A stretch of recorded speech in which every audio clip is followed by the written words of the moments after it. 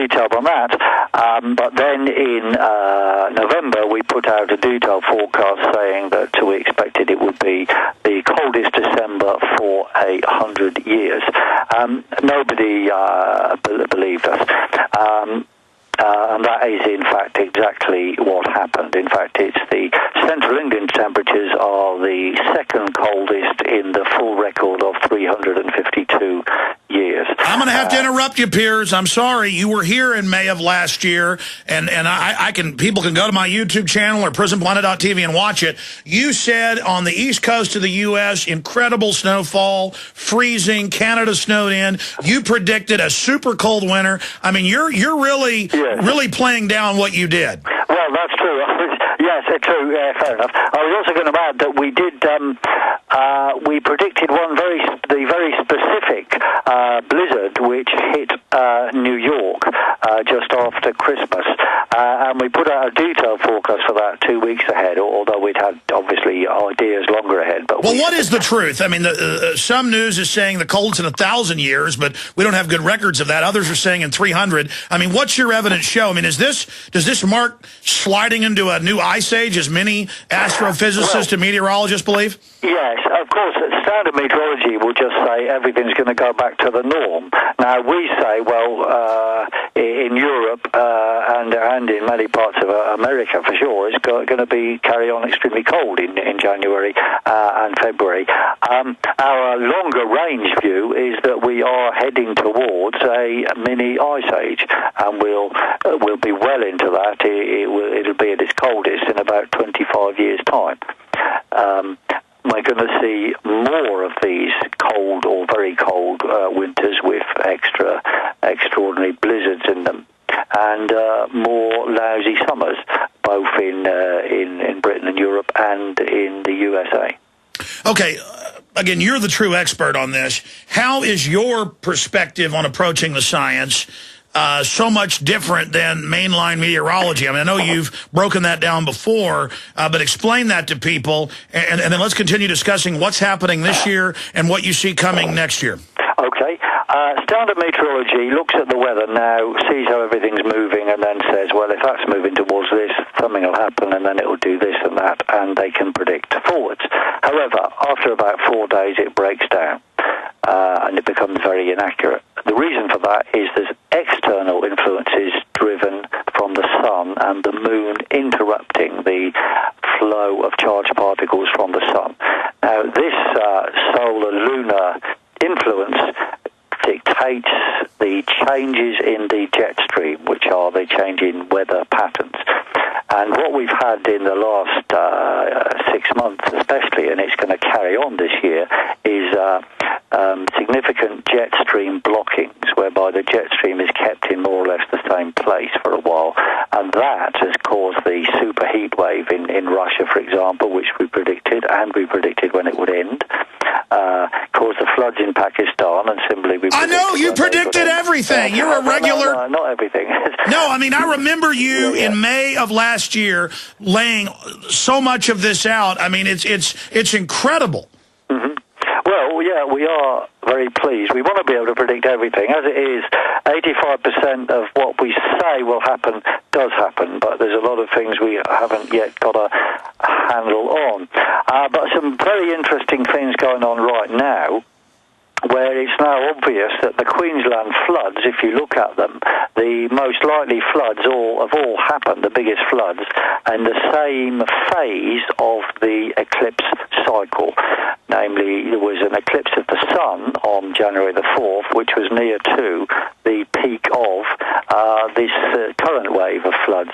And the previous waves of floods, very significant ones, were in 1954, 1973, 1992, or thereabouts, which are all separated by 19 years, which is the eclipse cycle. So there was also solar eclipses on around the 4th of January, those times as well.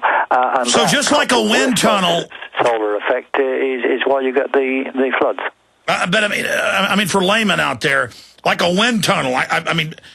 So when the moon is basically directly lined up with the solar winds blocking them, what does that generally result in? It's more complicated than that. Where the moon is, obviously, given the date of an eclipse, also means there's certain patterns before and after that. And through the whole of its orbit, the moon is influencing the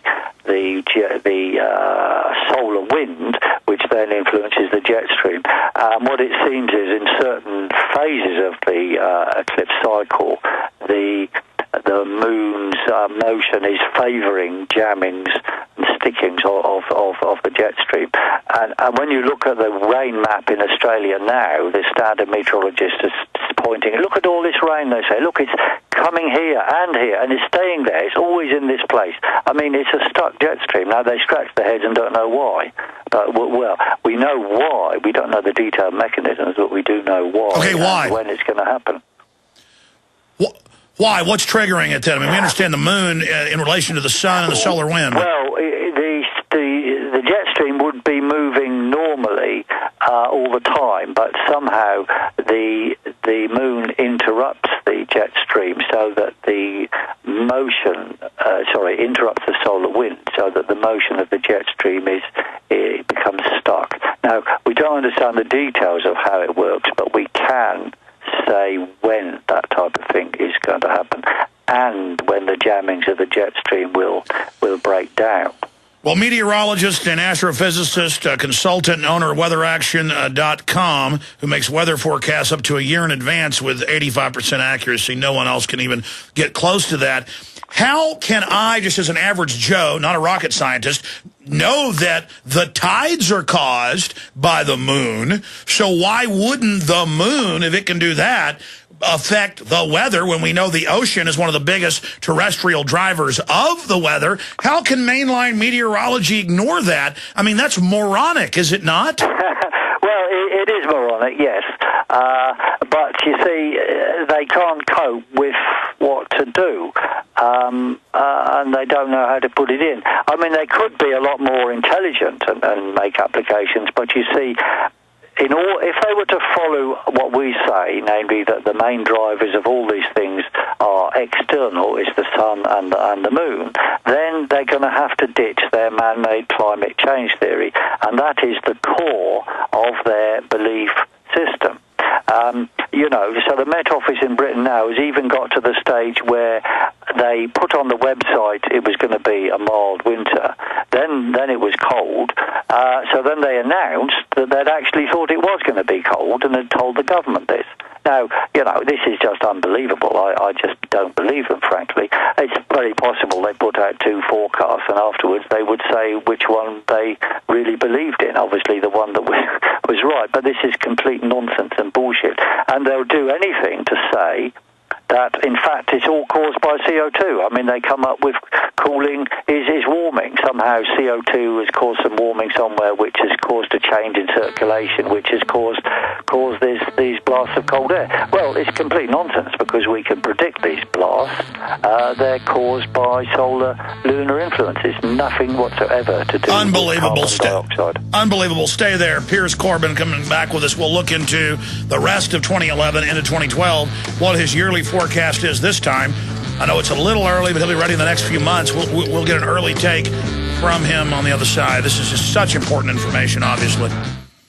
Alex told you the government announced recently that the recession is over. It ended on June of 2009. The millions of Americans unable to find work might not agree. Perhaps the recession ended for the bankers and government employees, but for the rest of us, things seem to be getting worse. Gold and silver haven't heard the news either. They've begun their long-expected journey to the moon. In addition to converting your shrinking dollars into gold and silver, you should consider a food savings account from eFoods Direct. They both make fabulous investments. Food is our greatest dependency, and we know it will be more precious than any financial resource. You and your family need food to survive a crisis, and you can't eat paper, stocks, or metals. Alex has been urging you to invest in delicious, easy-fix meals to enjoy now or save for long-term. This will freeze the cost of your food while you can still afford it. Visit eFoodsDirect.com on the internet or call 800-409-5633. That's eFoodsDirect.com or 800-409-5633.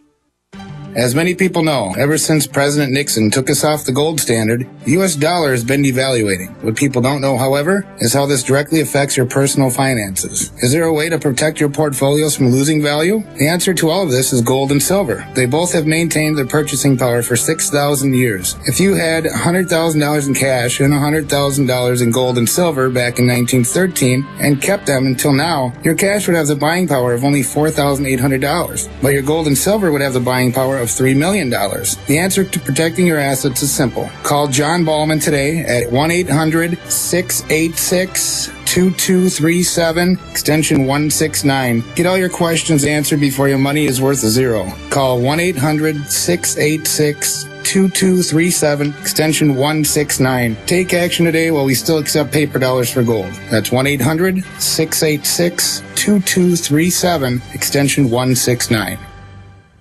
A very wealthy U.S. citizen is predicting that in 2011, we will witness the most important day in America in more than 50 years. He says it will change everything about our lives. The way you shop, travel, invest, educate your children, and even how you take care of your health and your own family. Now, this man has made some outrageous predictions over the years. The crazy part is, he's usually right. You see, he predicted the collapse of GM, Fannie Mae, Freddie Mac, and America's biggest mall owner, General Growth Properties. In fact, Barron's called his work a dire prophecy. Recently, he created a video, which you can watch online for free, detailing his biggest and most important prediction yet. And it's a real eye-opener. I can't stress this enough. You should at least watch this free video online today. He explains everything you need to know, including simple steps you can take to protect yourself. You can find the video at www.endofamerica3.com. That's endofamerica3.com. Watch the free video at www.endofamerica3.com. That's endofamerica3.com.